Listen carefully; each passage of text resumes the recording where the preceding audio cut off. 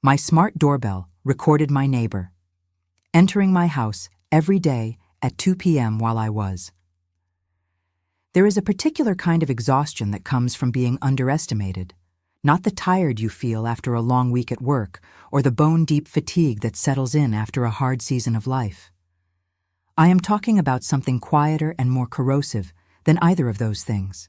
I am talking about the specific weariness that accumulates when someone looks at you and sees only what they want to see, and you have been living inside their limited vision of you for so long that you have almost forgotten what you actually look like from the inside.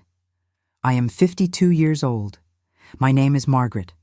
I live in a brick 2-flat on the north side of Chicago, in a neighborhood where the winters crack your face and the summers make you forget the winters ever happened, in a house where I have lived for 11 years and where I raised 2 daughters who both turned out to be more interesting than I ever dared to hope. I drive a 2008 Honda Civic with a dented passenger door. I wear cardigans from Target. I clip coupons sometimes, or at least I used to, for a reason I will explain shortly. My daughters are named Emma and Claire. Emma is 24 and lives in Seattle, where she worked in tech until recently. Claire is 27 and teaches 3rd grade in Oak Park and has the patience of someone who chose her life carefully and on purpose. I am proud of both of them in ways I rarely manage to articulate, not because I do not feel it, but because articulating pride requires a kind of stillness I do not always have access to. I show it differently. I show it by answering when they call and by being honest with them when they ask for my opinion, and by showing up when they need someone to show up. My neighborhood is the kind of place where people have lived in the same house for 20 years and still wave from their front porches, where the block association has genuine opinions about sidewalk salt distribution in winter, and where someone always organizes a 4th of July potluck even when the weather turns. I know my neighbors the way you know people you see regularly, but not intimately, which is to say I know their cars and their work schedules, and whose dog has opinions about squirrels, and whose garden looks like an act of love, and whose looks like a half-finished argument with themselves. It is the kind of neighborhood where appearing to manage just fine is easy because everyone around you is doing the same thing. Keeping the front steps shoveled, keeping the curtains clean, keeping a certain socially acceptable version of yourself in the window for the street to see. I had been keeping a version of myself in that window for a long time. Longer, I think, than I fully realized until the year I am about to tell you about. And my neighbor Karen had spent 5 years deciding exactly what kind of woman all of that made me. Here is what you need to understand about Karen Mitchell before I tell you the rest of this story. She is not a monster. That is actually the hardest part of it. The thing that kept catching in my throat when I sat alone at night trying to make sense of what she was doing and why. She volunteers at her church. She bakes casseroles when people on the block have surgeries. She has opinions about the right way to stack a dishwasher, and she shares those opinions freely, as a gift, as though the information you did not ask for is the most generous thing she could offer you. She genuinely believes, and I mean this, she genuinely believes deep in whatever passes for her conscience, that she is a good person. She had organized her entire understanding of herself around that belief. What Karen had never examined, not once in the years I had known her, was the architecture of her goodness. Had never asked herself, good to whom? Good on what terms? Generous with what, and why, and at what cost? She would learn the answers, just not on the schedule she expected. When I first moved to this block, I had imagined becoming close with the neighbors the way you imagine it in theory, before reality sets in and schedules and temperaments and the small incompatibilities of adjacent lives make friendship more complicated than proximity. I had managed pleasant with most of them. I had managed genuinely warm with a few. Karen had positioned herself as something more deliberate than either, and at first I had been grateful for it. That gratitude was something I spent a long time examining later, trying to understand what had made me so willing to accept her version of our relationship without questioning its terms. But I am getting ahead of myself.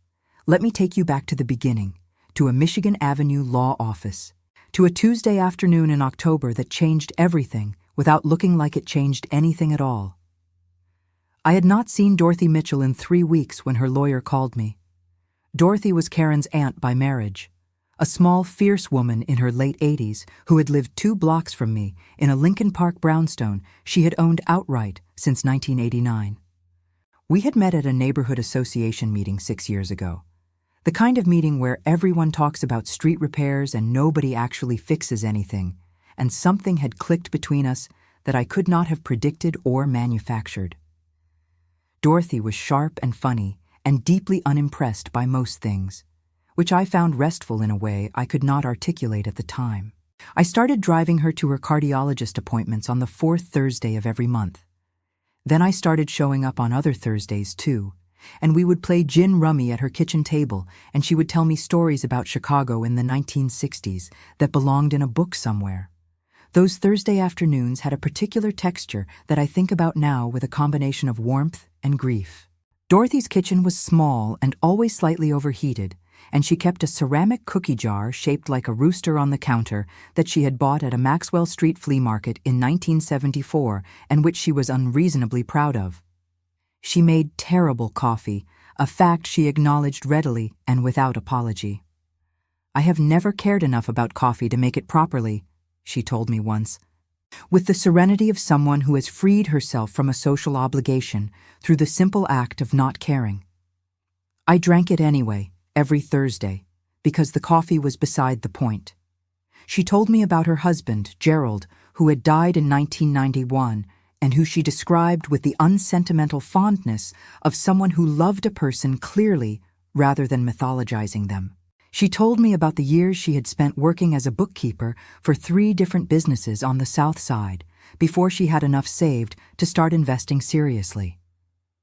She told me what it was like to be a black woman in the Chicago of the 1960s, trying to own things in a system that had organized itself to prevent it. She told me these things with a particular combination of fury and humor that I found electrifying. The way someone who has survived extraordinary difficulty and come out the other side with their wits intact can be electrifying, because they have burned away everything that was not essential. I never told Dorothy how much I enjoyed those afternoons. I am not sure why. Perhaps because I suspected she already knew, in the way that perceptive people know things without needing them stated. Perhaps because there was something about the simplicity of just showing up, week after week, that felt more true to the friendship than any declaration of it would have been. She died on a Tuesday. The lawyer called me on a Friday.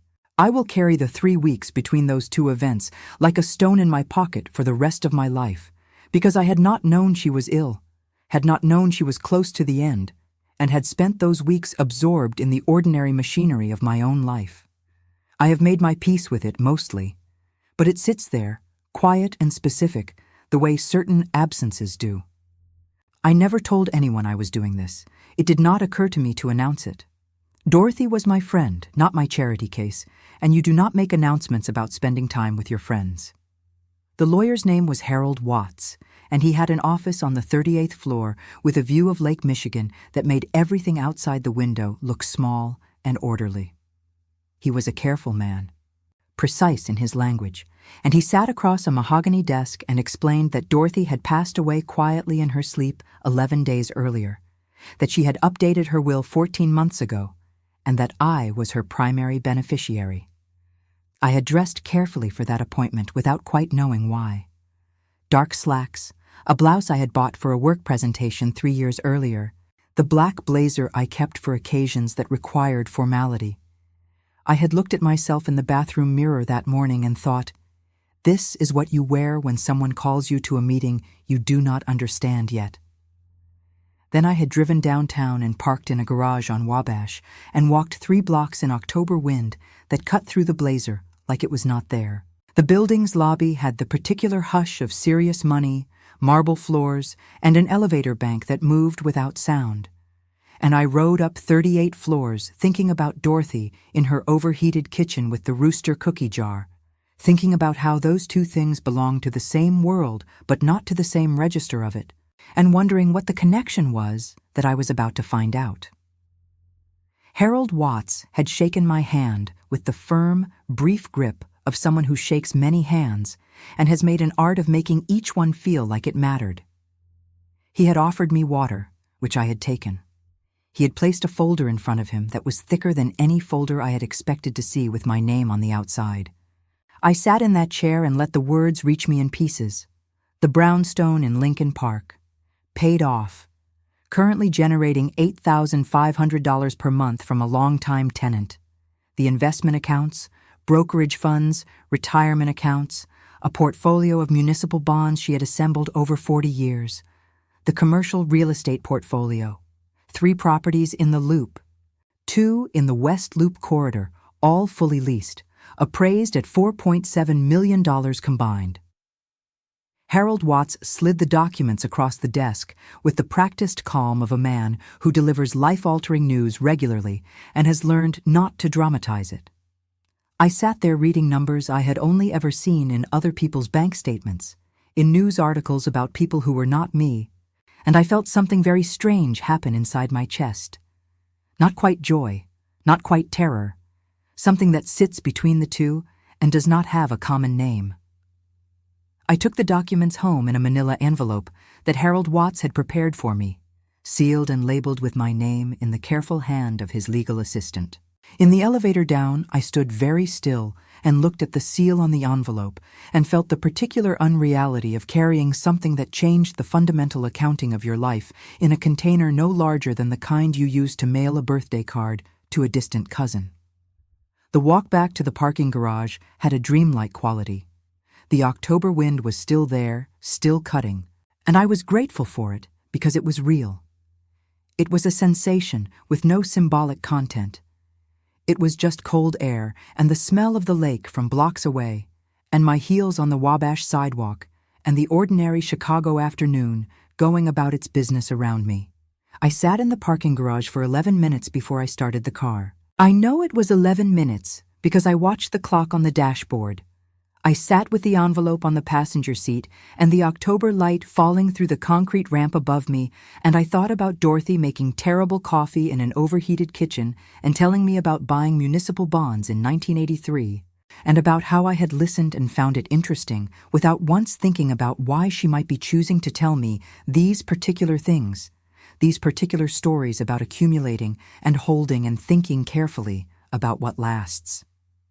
She had been telling me something. In her characteristically indirect way, with her characteristic refusal to be sentimental about anything. She had been telling me what she had learned and what she was choosing to pass on, and I had heard it as friendship, which it also was. It was both things at once. That is how Dorothy operated. I drove home in my 2008 Civic. The dent in the passenger door caught the October light. I parked in my driveway and sat there for a long moment, and I made a decision. I was not going to tell anyone yet. Now. I know how that sounds. I know you are sitting there thinking, why on earth would you keep a secret like that? And specifically, why would you keep it from your husband? And I understand the question. David is not a bad man. David is a steady, decent person who has worked in middle management at a logistics company for 19 years and who takes pride in providing for our family. He would have been happy for me. He would have been thrilled. But I had been watching something for a while, something I needed more time to see clearly, and I knew that the moment money entered the picture would change irrevocably. There is a specific kind of information that, once it exists in a relationship, cannot be unfelt. It changes the lighting, and everything in the room looks different when the lighting changes, even the things that have not actually moved. I had watched this happen before.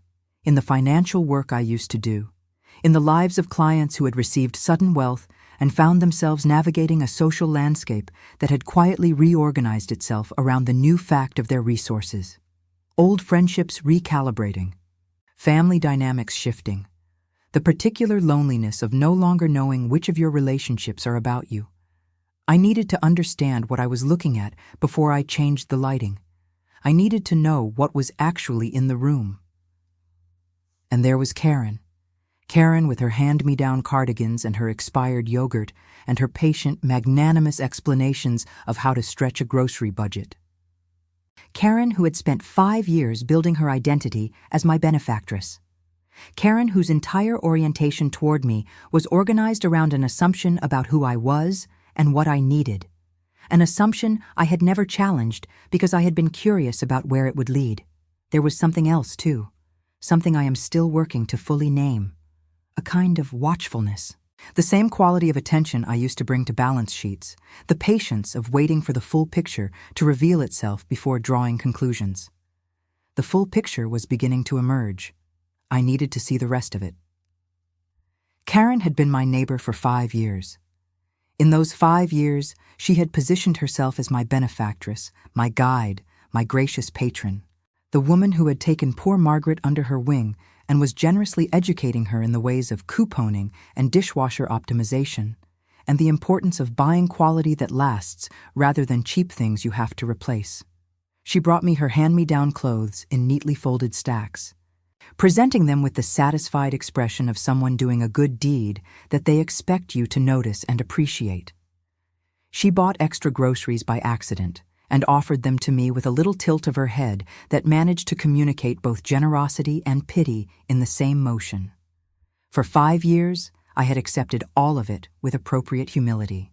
I had let her explain how to buy in bulk and why the store brand was almost as good as the name brand and what it meant to really stretch a dollar. I had nodded along while she mansplained poverty to a former accountant who had managed a $12 million departmental budget for 17 years. I remember with particular clarity a Saturday afternoon in late August, about 8 months before the events I am about to tell you, when Karen had appeared at my front door with a Tupperware container of leftover pasta and a carefully maintained expression of neighborly concern. "I made way too much," she said. "I always do. And I thought, well, Margaret might appreciate not having to cook tonight." The pasta was fine. It was plain ziti with jarred marinara, the kind of thing you make when you have not thought very hard about dinner. But I thanked her for it with the appropriate warmth and set it on my counter and watched her scan my kitchen the way she always did, her eyes moving over the appliances and the contents visible on the shelves and the general state of surfaces with a proprietary, appraising quality that I had grown so accustomed to I almost did not notice it anymore.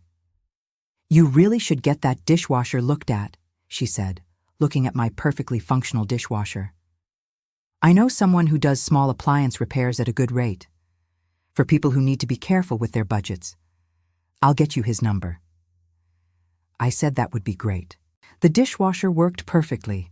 I had never suggested otherwise. She left with the empty Tupperware and the quiet satisfaction of having been useful to someone who needed her usefulness. And I stood in my kitchen, eating the pasta and looking at my working dishwasher and thinking about the $12 million budget and the 40 floor offices and the quarterly reviews and the years of work that had preceded my current life, all of which existed in a category that Karen had never thought to ask about. It is an interesting feeling, being an unexplored room. You become curious about the assumptions people carry through you. You start to notice what they reach for and what they never think to look for. I had kept my professional history quiet, the same way I had kept many things quiet. It was easier. It smoothed things over. And there was a part of me, I can admit this now, that was curious. That wanted to see what she would do if she never had a reason to update her picture of me. What a person looks like when they believe no one is watching who matters. 3 months before Dorothy's lawyer called me, I had installed a video doorbell system. Not because I suspected Karen of anything specific. My friend Gloria had recommended it after a package theft situation on her block, and I liked the idea of being able to see who came to the door when I was in the backyard. The camera at the side entrance had a wider angle than I expected. It covered the door, the small concrete step, and a good portion of the kitchen interior beyond. I did not initially review the footage with any particular intention, but one afternoon in late October, about 2 weeks after my meeting with Harold Watts, something made me scroll back through the stored clips. Maybe it was the missing pasta I had been certain I purchased. Maybe it was the soup cans that seemed to migrate and then disappear.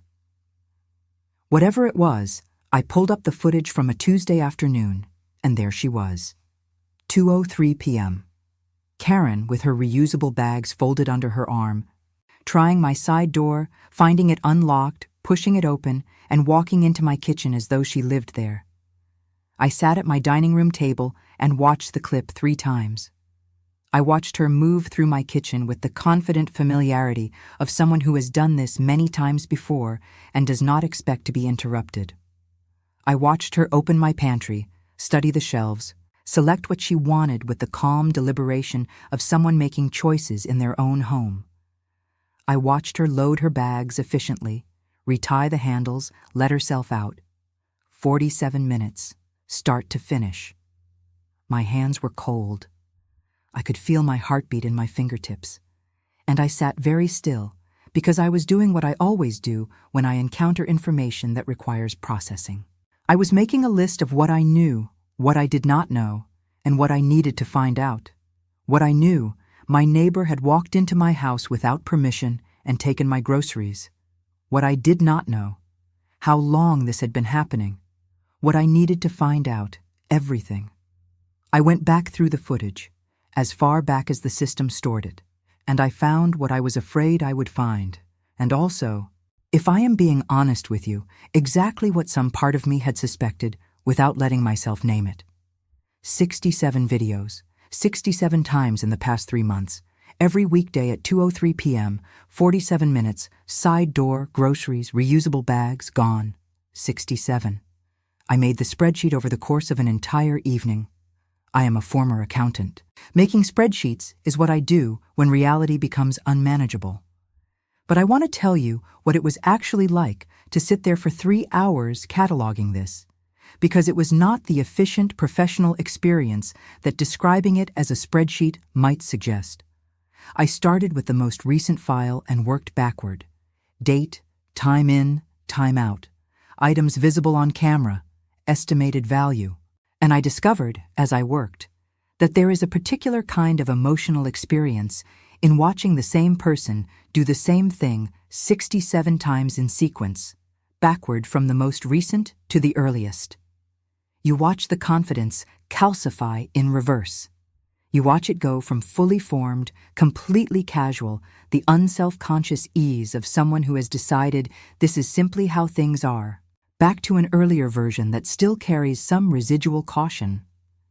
The earliest clips from 3 months ago show Karen moving more carefully, checking the window, moving quickly. There is, in those first few visits, something that looks like awareness of transgression.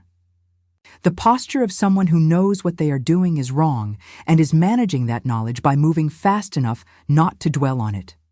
And then, clip by clip, over those 3 months, the caution had dissolved. Not all at once, but gradually, the way a body of water warms in summer, imperceptibly and then completely. By the most recent clips, Karen entered my kitchen with the same ease she would have entered her own. She set her bags on my counter while she looked over the shelves. She opened and closed cabinet doors. She took her time. I cataloged the date, the timestamp, and to the best of my ability based on what I could see on camera, what had been removed. Canned goods, pasta, fresh produce, coffee, gradually escalating to more significant items as her confidence grew. I itemized it. I assigned approximate values. The total was not the point. The total was almost beside the point. But I wrote it down anyway, because numbers are a form of clarity, and I needed all the clarity I could get. Then I kept watching, because there was more. About 6 weeks into the footage record, Karen had started bringing someone with her sometimes, her friend Janet, who lived 3 blocks over and who I had met twice at neighborhood gatherings.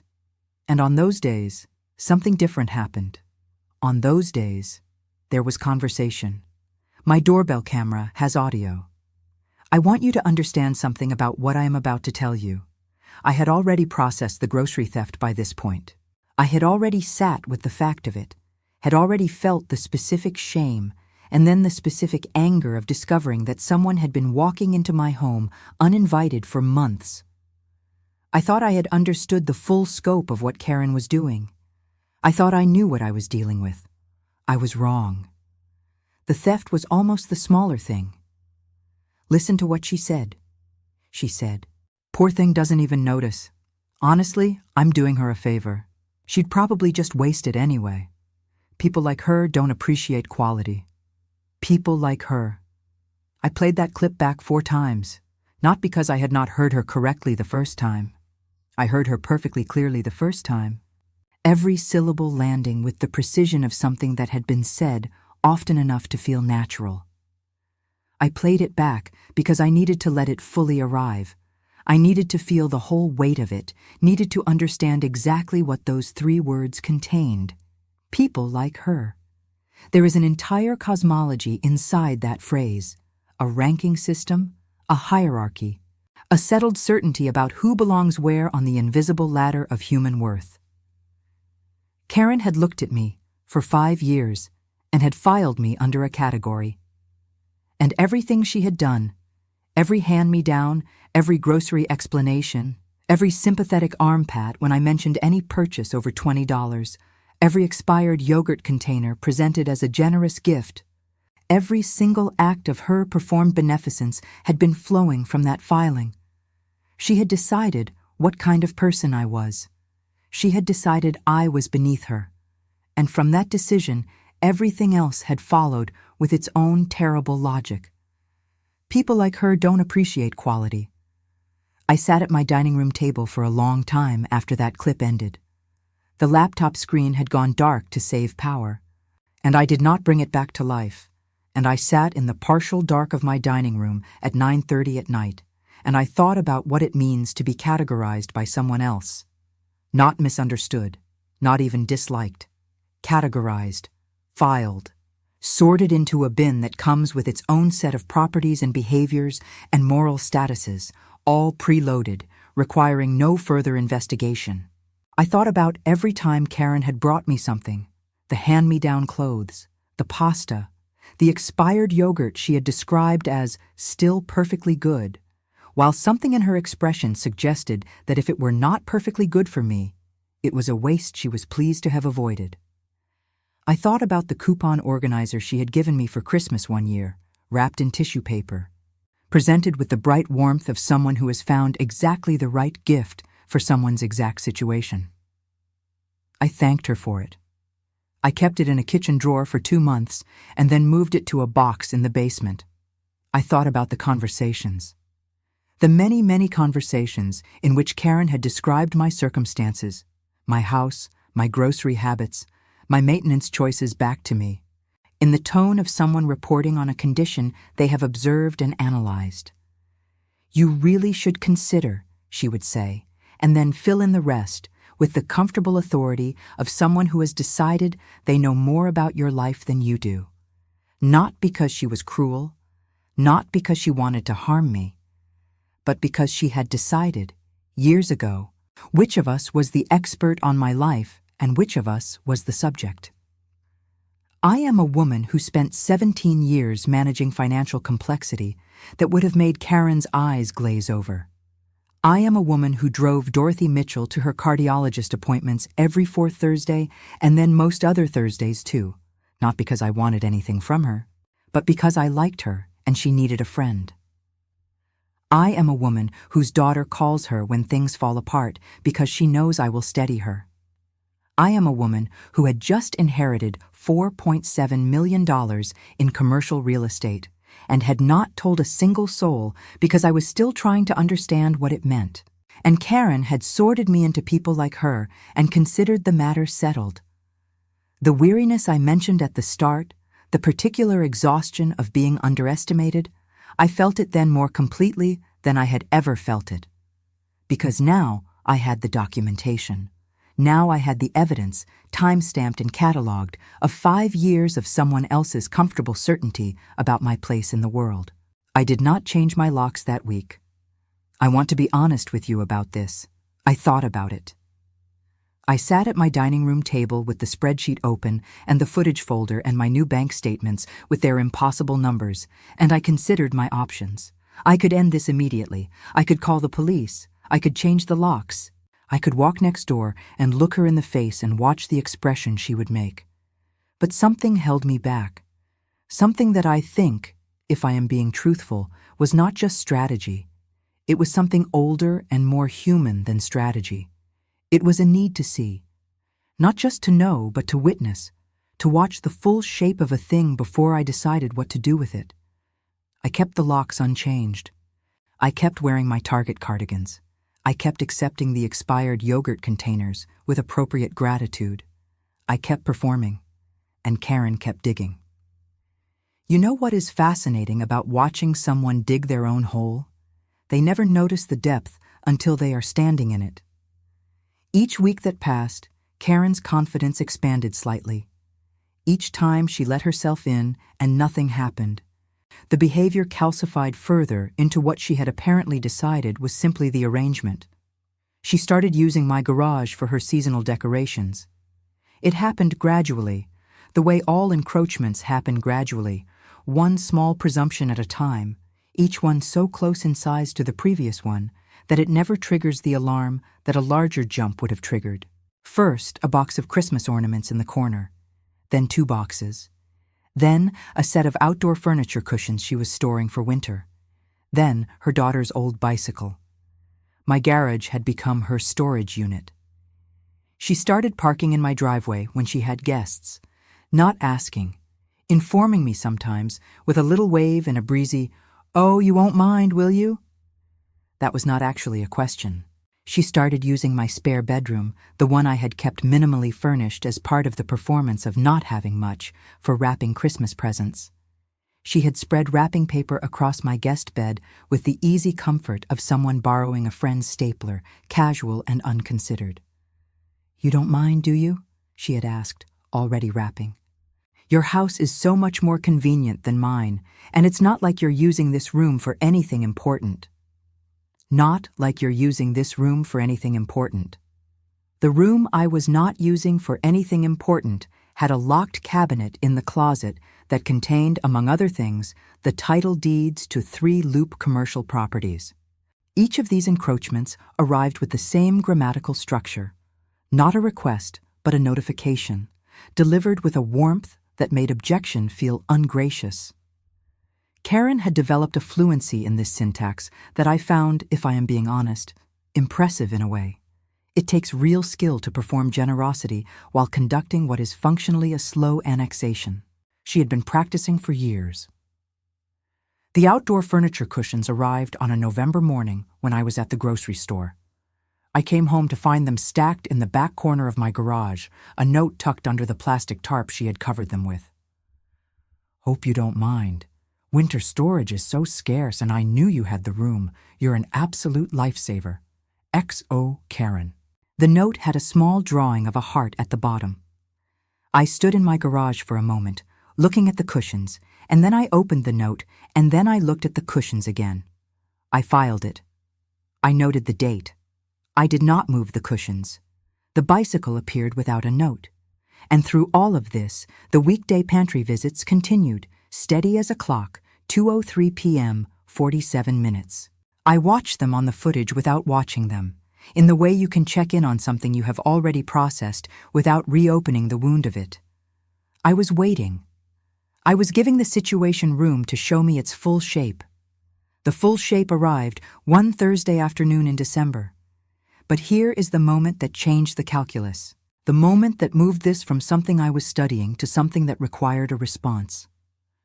My daughter Emma called me on a Thursday afternoon. I was in the backyard, in the small garden I keep along the back fence, half listening to the neighborhood sounds while Emma's voice came through my phone. She had lost her job. Seattle's tech sector had contracted again, the way it does in waves. And her company had done a round of layoffs, and she had been in it. She was scared. She was trying to do the math on her rent, on her savings, on what the next 3 months looked like if she could not find something quickly, and her voice was doing the thing it had done when she was small and frightened. The thing where she kept it very controlled, except for the slight wavering at the ends of sentences. I did not know that Karen was on her deck. I did not know she was close enough to hear. I found out the next day at 2:03 p.m. Karen brought Janet with her this time. The camera caught them at the side door together, and then in my kitchen, and Janet was looking around with the slightly uncomfortable expression of someone who has been brought somewhere they were not entirely sure they should be. Karen gestured around my kitchen. She gestured the way a tour guide gestures through a museum exhibit. She said, "See? I told you. She can barely keep herself afloat, and now her daughter's a mess, too. Honestly, it's genetic at this point. Some people just never learn how to manage life properly." Janet said, "Should we really be—" Karen said, "Oh, please. I'm practically keeping this household running. Someone has to help these people, and it might as well be me. Though, between you and me, I don't know how much longer I can afford to be this generous. Charity has its limits." She took $90 worth of groceries that day. I cataloged it. But the grocery total was almost beside the point. She had taken my daughter's fear, the private, exposed, frightened voice of my child reaching out to her mother, and she had carried it next door and spread it out on the table for Janet to look at. She had turned Emma's pain into evidence. She had used it to illustrate a theory she had already decided was true. That we were a particular kind of people, the kind who never learned, the kind who could not manage, the kind who were fundamentally, inherently, perhaps even genetically beneath the Karen Mitchells of the world. I replayed that clip 4 times that evening, the way I had replayed the people like her clip. I was looking for the thing inside it, the thing that made it different from the theft, different from the condescension, different from all the rest of it. I found it in the phrase, "I don't know how much longer I can afford to be this generous." Karen did not believe she was stealing from me. This is the thing I had to sit with, and it is the thing that made this moment so different from the theft. When she walked into my kitchen and took my groceries, she had constructed a story in which that act was not theft, but assistance. She was redistributing resources from someone who had them to someone who needed them. She was the hand of benevolent efficiency. She had convinced herself, and had apparently spent months convincing Janet, that what she was doing was a form of charity, and charity has limits. That was what she had said, casually, in my kitchen, in the tone of someone making a reasonable observation about the cost-benefit analysis of being a good person. As though my existence was a budget line she was monitoring. As though Emma's fear was data she was tracking in a ledger of people who would not get their act together. My daughter had called me scared. She had done what children do when they are frightened. She had reached for her mother. That is a private thing, a real thing, the thing you do when the world has made itself unpredictable and you need something steady. And Karen had turned it into evidence of genetic failure. She had cupped it in her hands and carried it to Janet and said, "See? This is what I've been telling you." That was the line, not the steaks David had bought for our anniversary dinner that she had helped herself to. Not the $80 bottle of wine my other daughter had sent from Washington that had disappeared from my shelf. Not the garage, not the driveway, not the guest bedroom wrapped in Christmas paper. All of that had been theft, and theft has a cost, and the cost is real. But this was different. This was my daughter's grief, turned into gossip. This was my family's private life, turned into evidence of our unworthiness. I sat with the footage that evening for a long time. I listened to Karen's voice describe us. I listened to charity has its limits. I listened to genetic at this point, and I felt something shift in my chest, something that had been patient and observational becoming something else, something that understood that continued silence was no longer neutrality, that watching without response had become its own kind of answer. On Wednesday morning, I called a locksmith. He was a quiet man named Ray who replaced all 3 exterior locks in about 40 minutes and left me with new keys and a receipt. He glanced around my kitchen with the incurious eyes of someone who has been in 1,000 people's kitchens and finds them all equally unremarkable. "New locks are good," he said. "Old ones were pretty basic." "I know," I said. "I should have done this sooner." He looked at me for just a moment, something in my voice catching his attention. He said, "People don't change their locks until something makes them." It was such a simple thing to say, the kind of thing that sounds like nothing and lands like everything. I thanked him and he left, and I stood in my kitchen with my new keys and let the truth of what he had said settle around me. People don't change their locks until something makes them.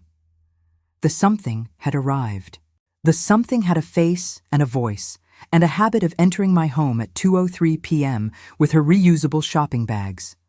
I stood at my kitchen counter for a while after Ray's truck pulled out of the driveway.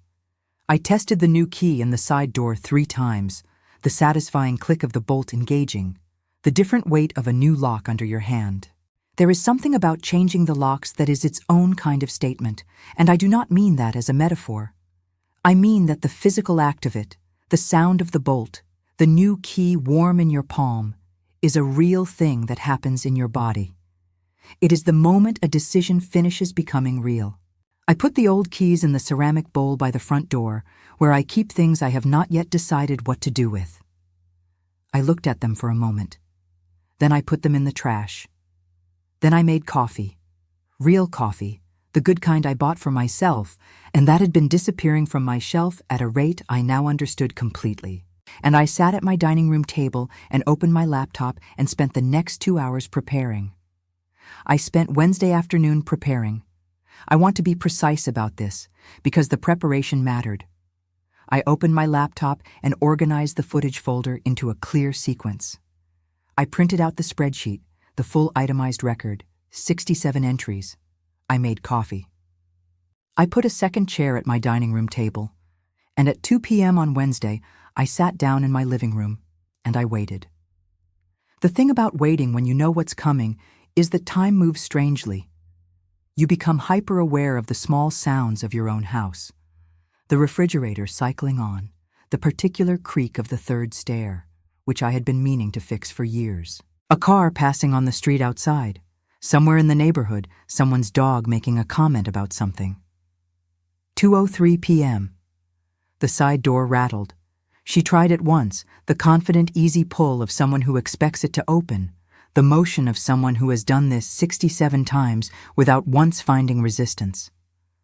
The door held. She tried it again, slightly harder this time. The motion of someone who has decided the door must be stuck. Still held. A pause. Footsteps on the concrete path along the side of the house. The front doorbell rang. I stood up. I walked to the door. I took one breath before I opened it, not to steady my nerves. I was not nervous, but because I wanted to be fully present for this. I wanted to be paying attention. She stood on my front porch with her reusable bags folded against her side. She was wearing a light blue cardigan, nicer than mine, and her hair was done the way she does it for daytime errands. She looked only slightly uncertain, not alarmed, not guilty, just mildly inconvenienced by the logistical puzzle of the stuck door. "Oh, good. You're home," she said. And the condescension was already there, already coloring the air, that warm, patronizing certainty in her voice that I had been listening to for 5 years.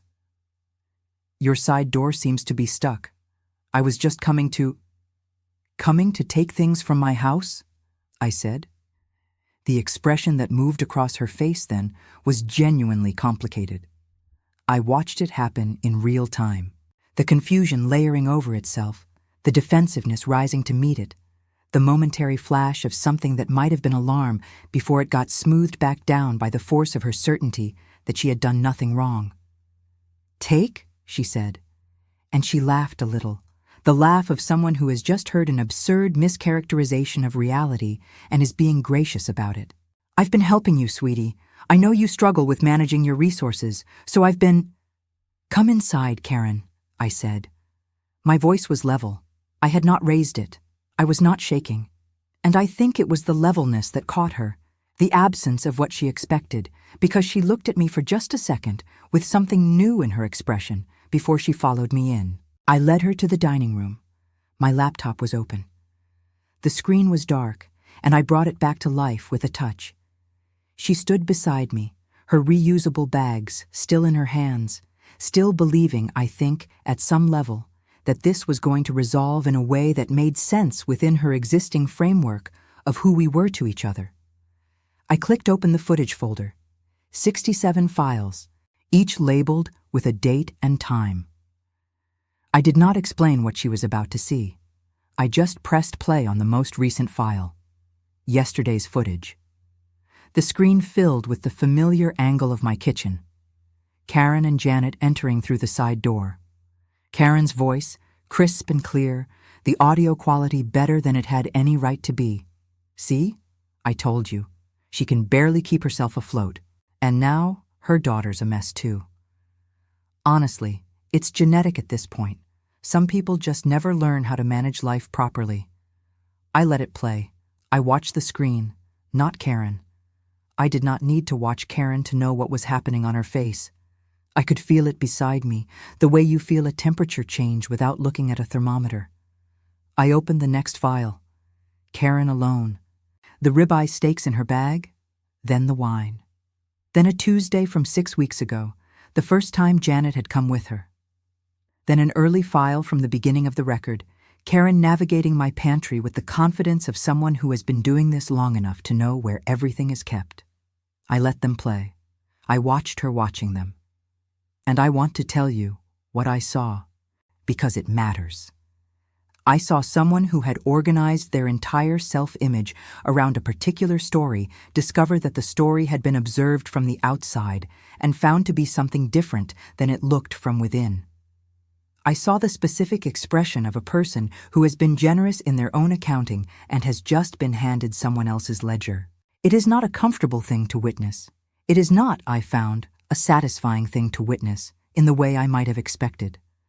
What I felt watching Karen watch the footage of herself was something closer to tired than triumphant. The weight of 5 years coming due at once. Then I opened a different folder. Bank statements. Not the checking account that Karen had evidently decided represented the full scope of my financial life. The investment accounts, the portfolio statements, the property documents with the addresses, the appraised values, my name in clean black type on every page. The account balance that would have required Karen to count the zeros twice before she believed it. The silence in my dining room was the kind of silence that has texture. I could hear Karen breathing. I could hear, very faintly, traffic on the street outside. "You've had this money for—" "How long?" she said finally. 3 months. "And you let me." She could not finish. The sentence had too many endings, none of them comfortable. "And you let me steal from you. And you let me pity you. And you let me explain coupons to you. And you let me bring you expired yogurt and call you resourceful. And you let me say people like her in your own kitchen and recorded it." She could not finish the sentence because finishing it required saying out loud what she had done, and naming a thing completely is different from the comfortable vagueness of not examining it. "You should sit down," I said. She sat down. She set her reusable bags on the floor beside her chair. They were empty. She had come to fill them. She sat there now with empty bags and the footage of 67 visits on a screen in front of her, and I watched what 5 years of comfortable assumption looked like when the foundation dropped out from under it. "I'm sorry," she said. And then, immediately, her mind working, I could see it working, calculating the angle. "I didn't know. I thought I was helping. If I'd known you had—" "You thought you were helping by stealing from me?" "No, I just thought. You seemed like you needed." She paused, tried another direction, appealed to something, some shared history, some claim on my sympathy. "We've been neighbors for 5 years. I've always tried to be there for you. You know I care about you." I let the silence stretch for a moment before I responded. There was something I wanted to see in that silence, and I saw it. Karen reaching for the frame she had always used, the frame in which she was the caring neighbor, the generous one, the one who had given and was now being somehow blamed for that giving. The frame was her only tool, and she was using it.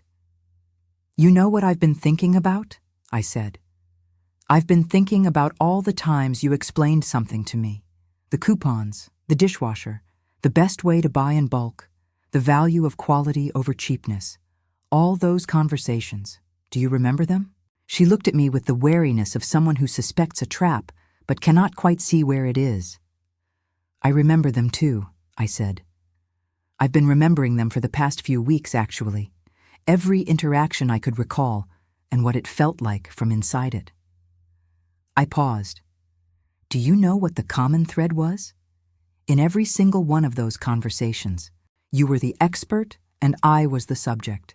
You had things to teach me, things to give me, things to explain. Was there ever a conversation between us in which you asked me a question about my life and then actually listened to the answer? Karen opened her mouth. Not a rhetorical question, I said. Think about it.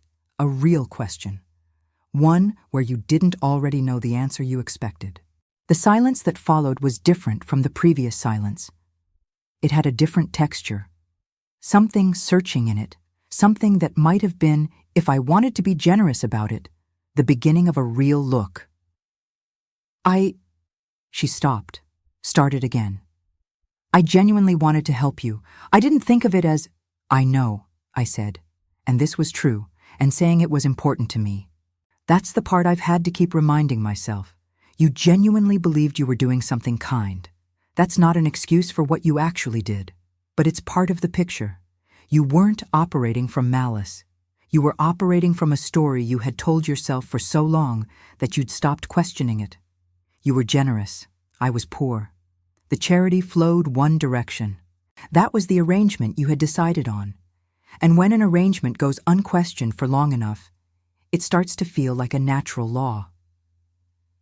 Something moved across Karen's face. Not the defensive calculation I had seen there for the past 20 minutes. Something older and more complicated. But then why? She said, and her voice was quieter now. Why did you let me keep thinking that? For 5 years? If you knew how I was seeing you? It was, I had to admit, not a bad question.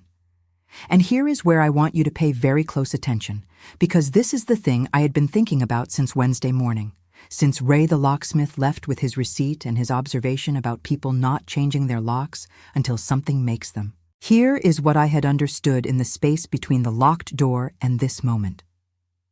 Karen's caring had always been conditional on her superiority. She cared about me the way you care about a charity that makes you feel good about yourself. She cared about me in the category she had filed me under. The moment the category was wrong, the moment I stepped outside of people like her and became simply a person, like her, equally complex, equally worthy, the caring had no architecture to hang itself on anymore. Because it had never been about me. It had been about the story she was telling herself about who she was. I said, "You cared about me when you thought I was beneath you." She opened her mouth, closed it. I said, "Let me tell you what you should have known, Karen, and what you should remember. Every person you meet is living a life as complex as your own. Every person you dismiss as people like her has dignity that exists whether you acknowledge it or not. You don't earn the right to condescend to someone by having more money in your checking account, and you certainly don't earn the right to steal from them." The words came out level. Quiet, even. And I think it was the quiet that made them land the way they did, because Karen was visibly braced for anger, was expecting the raised voice, the dramatic revelation, the confrontation she could frame as an attack and thereby partially escape. What she got was something she did not know how to deflect. What she got was calm.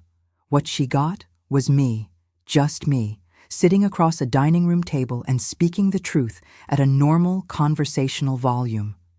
Her mascara was running, real tears, not performed ones. Her hands were in her lap, and she kept looking at the laptop screen and then away from it, as though the footage was something she could outmaneuver by not looking directly at it. "You had 67 opportunities to treat me with basic respect," I said.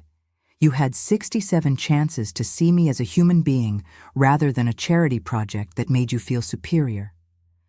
You failed every single time, and you failed because you thought there would be no consequences. You thought kindness to poor people was optional. You thought dignity was something you dispensed or withheld based on your assessment of someone's net worth. And you thought that because you believed I had nothing, I also had no recourse, no witness, no record." I let that sit for a moment. "But I had a camera," I said, "and 67 files, and a spreadsheet." Karen pressed her lips together. More tears. She made no attempt to stop them now. "What are you going to do?" she whispered. The question itself revealed something. What are you going to do was the question of someone thinking about consequences, calculating exposure, measuring the damage. It was not, "I am so sorry I hurt you." It was not, "I cannot believe I became this person." It was a risk management question, and I noticed that, and I let it inform what I said next. "Here's what's going to happen," I said. "You're going to think very carefully about the person you've been. Not the person you thought you were. The person you actually were in this kitchen, with your friend Janet, talking about my daughter. The person you've been with every expired yogurt container, and every coupon lesson, and every people like her." I paused. Karen was very still. "I'm not pressing charges," I said. "I'm not reporting this to the neighborhood. I'm going to give you time. Not to apologize, because I've heard what I need to hear today, and more words from you right now are not the thing that matters. I'm going to give you time to show me something with your actions. Whether you are capable of being different than you have been. Whether this moment changes you or just frightens you. I'll know the difference." She looked up. "How long?" she whispered. "As long as it takes. Maybe 6 months. Maybe a year. Maybe you'll never earn back what you threw away, and that's a consequence you'll have to live with. Trust isn't a light switch, Karen. It's a plant. It grows slowly, and you spent 5 years salting the earth." I stood up. Karen understood what the standing meant. She reached for her empty bags. Her hands were not quite steady. "I'll be watching," I said, not as a threat, or not only as a threat, as simple truth. I had always been watching. That was the thing she was only now understanding. She had been watched for 3 months, catalogued and recorded and studied, by someone she had dismissed as unable to appreciate quality, and the watching had been more thorough and more precise than anything Karen had ever brought to the question of who I was. She left through my front door, not the side door. The side door was locked. She walked down my porch steps with her empty reusable bags, and the weight of 67 files and a screen full of her own voice saying things she could not unsay. And I stood in my doorway and watched her go until she reached her own front door and disappeared inside. Then I closed my door. I stood in my entry hall for a moment, in the particular silence of a house after someone has left it. And I felt something I had not anticipated at all. I felt light.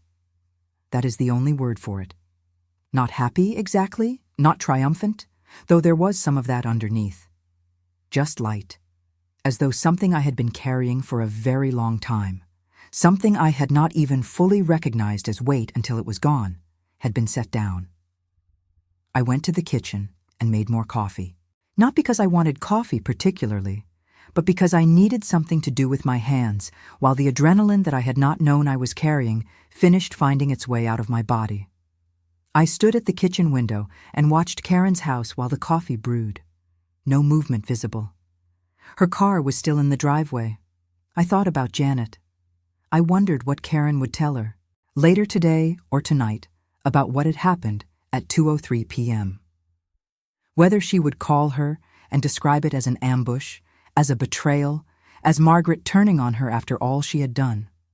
Whether the narrative would flip, the way narratives sometimes flip when the person telling them is the one who has been caught. I made a note to keep the footage stored in a second location, but mostly I thought about the weight, the specific lightness that came from no longer performing. I did not realize, until the performance was over, how much energy it had been taking. Not the big things, not the pretending not to have money, that had been easy, that had barely registered as effort. The small things, the nods, the grateful expressions, the careful modulation of my responses to Karen's explanations, landing them in exactly the right register of appropriate humility without tipping into the sarcasm that would have told her something was off. That calibration, repeated dozens of times over 5 years, had a cumulative cost I had not been consciously tracking. I carried my coffee to the dining room and sat in the same chair I had sat in while we watched the footage. And I thought about Dorothy. I thought about how she had built the life that she left me, carefully, quietly, over 40 years, without making announcements, without requiring anyone's acknowledgement, without asking anyone's permission. She had done it because she decided it was worth doing, and because she trusted herself to do it right.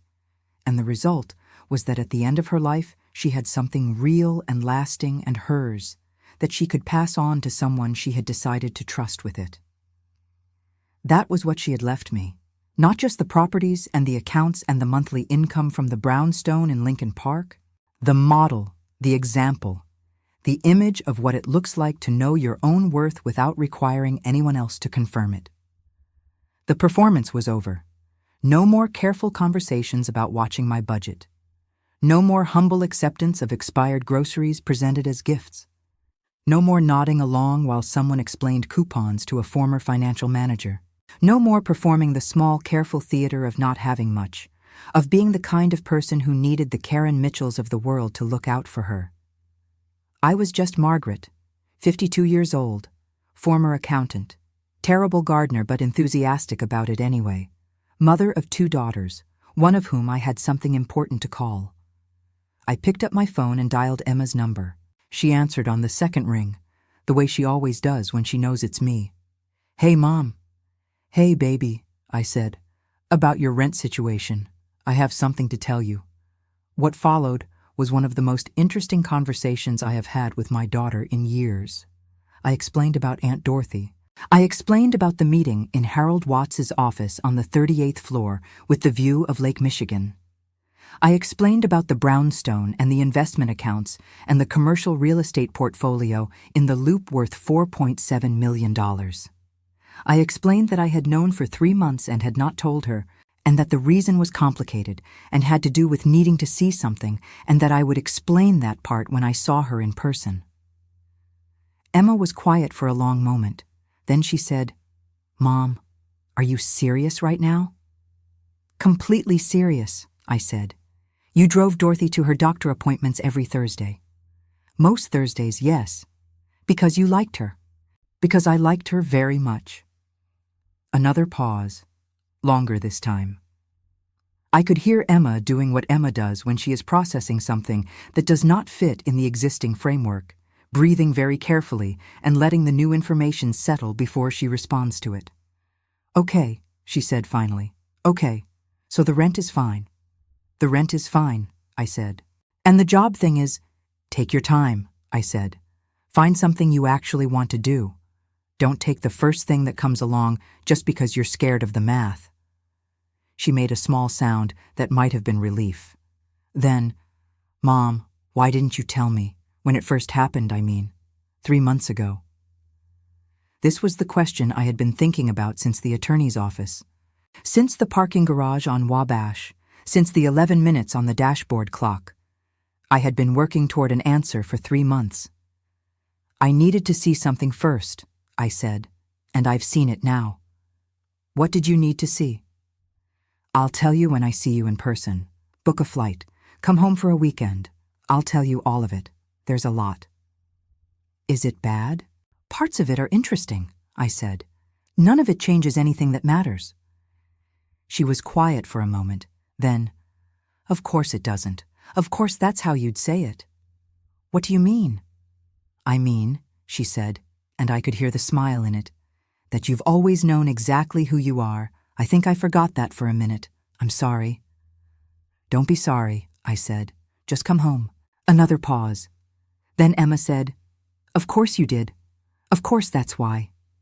And I could hear something in her voice that was part relief and part something older, some recognition of something she had always known about me but had perhaps not had occasion to name. "The rent situation," I said. "We can fix it. We can fix it today if you want." The sound she made then was not quite crying and not quite laughing, and was mostly just the sound of a weight being put down.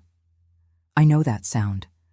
I had just made it myself, standing in my entry hall after Karen's empty bags walked out my front door. That evening, David came home to a wife who had made a reservation at Gibson's Steakhouse in the Gold Coast. He looked at me with the expression of someone trying to recalibrate a familiar landscape that has subtly shifted. "What's the occasion?" he said. "I have things to tell you," I said. "And I wanted to tell you somewhere nice. We sat at a table near the window. The Gold Coast does what Chicago does in the evening, which is look like a city that is fully alive. The lights and the movement and the lake somewhere out there beyond the buildings holding all of it in place. I ordered what I wanted without looking at the right side of the menu, which is what you do when you have decided to stop performing, and what I tasted alongside the perfectly seasoned ribeye was something I can only describe as authenticity, the specific flavor of living in alignment with what is actually true. David listened to the whole story. Dorothy and Harold Watts, and the 38th floor office, and 3 months of keeping it quiet, and Karen's 67 visits, and the locked door, and the empty shopping bags going back out through my front door that afternoon. He was quiet for most of it, the way David is quiet when he is genuinely thinking rather than just being polite. At the end, he said, "You managed a $12 million budget for 17 years. I did. And she explained coupons to you. She did." He looked at me across the table. "I'm sorry," he said. "I'm sorry you felt like you had to perform, and I'm sorry I didn't notice what she was doing to you." "You didn't know to look," I said. "Neither did I, really, until I started looking." He was quiet for a moment. He poured more wine into his glass and then into mine without asking if I wanted it, which is one of the things he does that I have always found endearing, this particular brand of practical attentiveness. He knows the things I want without making a production of knowing them. "Can I ask you something?" he said. "Yes." "Why did you keep it quiet?" "The inheritance. Not just from Karen, from me too." I had been thinking about this answer for 3 months. I had tested different versions of it in my own head, found most of them insufficient or only partially true, and had finally arrived at the version that felt closest to accurate. "Because the money changed what was visible," I said. "Not who I actually was, but what people could see. And I needed to understand what was there, in the relationships, when nothing was visible but me, before the lighting changed." David looked at me for a long moment. "And what did you find?" "Some things that needed to be seen clearly," I said, "and some things that were better than I expected." "Which category am I in?" "You asked me to explain," I said, "and you listened without interrupting. You're in a good category." He smiled at that, the kind of smile that does not perform itself. "Okay," he said. "Then I have one more question." "Okay. What do you want to do with the properties?" It was such a David question. Not what are you going to do with the money, not how does this change things, not what did Dorothy think of you to leave you all this, just what do you want? The future-facing practical question, asked with genuine curiosity and without agenda. I picked up my wine glass and thought about it. "I want to do right by the people Dorothy did right by," I said. "And I want to be careful about who I tell and when. And I want to stop performing. That part I'm done with." "All right," he said. "That sounds like a plan." We drove home along the lakefront. Chicago in March has that quality of almost spring, the ice starting to let go of things, but not quite finished holding on, the air carrying the promise of something warmer without quite delivering it yet. I looked at the city through the car window and felt something settle into place. Not a dramatic settling, just the quiet click of things lining up the way they should have been all along. The next morning, I called a realtor about Dorothy's brownstone, not because I needed the income, but because pretending I did not have it had been a kind of small daily dishonesty, and I was done with those. The tenant had been there 4 years and had always paid on time, and I intended to give him a right of first refusal on a purchase if he wanted it. I wanted to do right by the people Dorothy had done right by. That felt like the correct way to honor what she had left me. That morning, standing at my kitchen window with my coffee, I could see Karen's house through the gap in the fence. The lights were on. Her car was in her driveway. The morning was doing what Chicago mornings do, asking nothing from anyone, just being cold and gray and entirely itself. I did not know, standing there, what Karen would do with what had happened. I did not know whether she would examine her assumptions about worth and dignity and who deserves respect, or whether she would tell herself a story in which she was the wronged party, the generous neighbor betrayed by someone who had been secretly wealthy all along. People are capable of extraordinary narrative gymnastics when the alternative is looking clearly at themselves. But I had meant what I said to her. I was going to watch. Not with anger, or not primarily with anger. With the same patient attention I had been paying all along. Attention is a form of accountability. It is also, sometimes, a form of compassion, the willingness to keep watching even when what you see disappoints you, to leave open the possibility that the next thing you see might be different. Some people find that space and step into it, some people don't. I have learned not to predict which it will be, because people are more surprising than their worst moments suggest. My Target cardigans are still in my closet. I have not thrown them out, and I don't intend to. Not because I am performing anymore, but because I genuinely like them. They are comfortable and they wash well, and they do not require me to think about them. What I wear has never been the point. The point was always what I was choosing to show and what I was choosing to withhold and why. And now those choices belong entirely to me again, made from my own understanding of what I want rather than from the demands of a performance I no longer need to maintain. I am still the same person who drove Dorothy to her appointments every Thursday because I liked her. I am still the same person who managed a $12 million budget with a spreadsheet and a lot of careful attention. I am still the mother Emma calls when things fall apart, and now I can answer that call more completely than I could before. What has changed is not who I am. What has changed is who gets to define it. I am done being people like her. I am just people, like everyone else, flawed in my particular ways and complex in the ways that do not show on the surface, and worthy of basic human dignity, regardless of what any checking account balance says about anything. I was that before Aunt Dorothy left me anything. I would be that if she had left me nothing. Karen has a second chance. I meant it when I said so, and I mean it still. Not because what she did was small, because it was not small, but because I have been watching people long enough to know that cruelty is not always a fixed condition. Sometimes it is just what happens when someone has never been required to examine what they believe about other people and why. Sometimes the examining, when it finally happens, produces something worth seeing. I will be watching to see if it does, and I will know the difference. That is what 67 Files teaches you, among other things. It teaches you the difference between what people say and what they do. It teaches you that the camera catches what the performance misses. It teaches you that truth is lighter than fiction, that authenticity is easier to breathe inside of than the precision of sustained concealment. And it teaches you this. Some lessons are only learned when the student discovers that the teacher was never actually beneath them. The side door is locked now. The dented Civic is in the driveway. The cardigans are in the closet. And somewhere in my dining room, on a laptop I no longer need to hide, is a folder with 67 files and one very complete spreadsheet that I may or may not ever need again. I hope I never need it. I suspect I won't. But there is something clarifying about knowing it is there, about knowing that the record exists, about the simple grounding fact that the truth of what happened is documented, time-stamped, preserved in a folder on a hard drive that belongs entirely to me, in a house where the locks have been changed and the performance has been retired, and the woman who lives inside it has stopped apologizing for taking up space in her own story.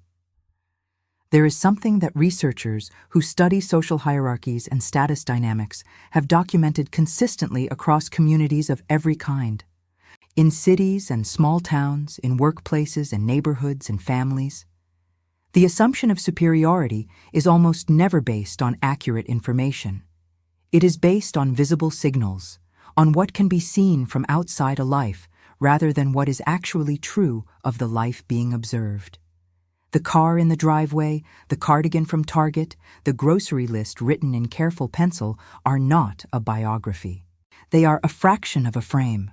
And yet we sort each other constantly by these fragments, building whole cosmologies of human worth out of the small material details of how other people's lives appear to us from the sidewalk. Studies on dignity and social dismissal consistently find that the people most certain of their own superiority are often the least curious about the people they are dismissing. Curiosity and condescension cannot coexist. The moment you have decided what someone is, you stop looking at who they actually are. You stop collecting new information. You freeze the picture. What my neighbor never understood, what cost her 67 opportunities to be better than she was, is that every person is a locked room full of rooms. You do not get to know what is inside them by deciding you already know. You get to know by asking, by listening, by treating the person in front of you as someone whose complexity is worth your attention, whether their bank account looks like yours or nothing like it, whether their cardigan is from Nordstrom or Target or the donation bin at the end of someone else's driveway. Dignity does not have a financial prerequisite. It does not require your acknowledgement to exist. And the people who mistake their own comfort for generosity, their own superiority for strength, will eventually find themselves in a room with someone who was paying closer attention than they realized. The camera was always on. It always is. If this story made you feel something today, hit that like button right now. And I want to hear from you in the comments. What was the moment in this story that hit you the hardest? Was it the 67 files? Was it what she said about Emma? Or was it what Karen said when she finally understood? Tell me in the comments, because every single response down there reminds this channel that these stories matter and that you are out there listening. If you are new here and you want more stories like this, about real people, real consequences, and the particular satisfaction of watching truth outlast every performance, subscribe and hit that bell. I am putting out new videos every week, and wherever you are watching from right now, whether it is Chicago or Seattle or somewhere completely different, drop your city in the comments. I love knowing where you all are. What time is it there right now? Tell me that too. And the video on your screen right now? That is the next story. And I need you to watch it, because it starts exactly the way you would not expect, and ends in a way that is going to stay with you for days. I promise you that. Do not skip it. I will see you there.